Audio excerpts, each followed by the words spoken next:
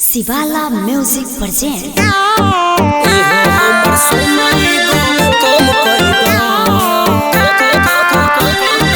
Music by निसार।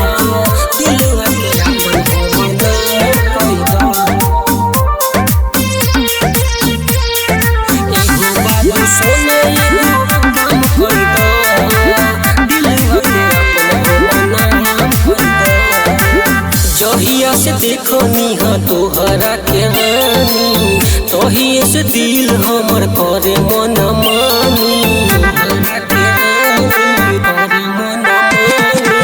दिलवा के हाल हम कैसे बताई, दर्द हमरा से सहे न सहाई।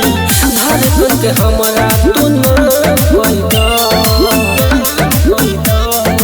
एहो हमर सोना एगो काम कई द, दिलवा के अपन हमर नाम कई द।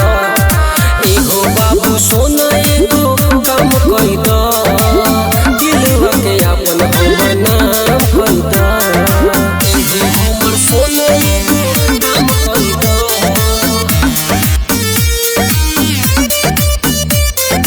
एहो बाबू सोना एगो काम कई द,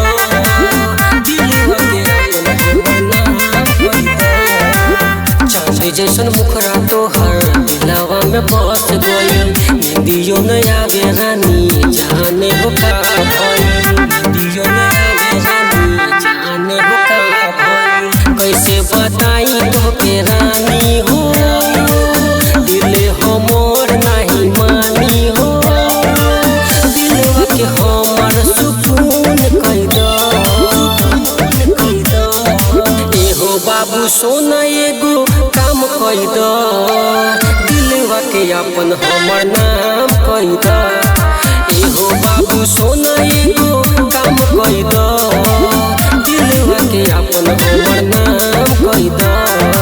एहो हमर सोना एगो काम कई द।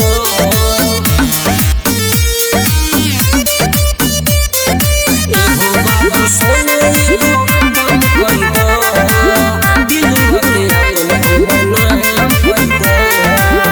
पावेला तोहरा के तोर पेला मन हो। दिलवा में बस गईल बारू हमर धन हो, दिलवा में बस गईल बारू हमर धन हो। तोहरा बिना न जी पाइब हो, दर्द कैसे बताई हो।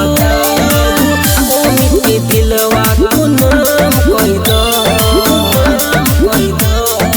एहो बाबू सोना एगो काम कई द, दिलवा के अपन हमर नाम कई द। एहो बाबू सोना एगो काम कई द, दिलवा के अपन हमर नाम कई द। माँ दहला रिकॉर्डिंग स्टूडियो, किसान चौक, सुपौल।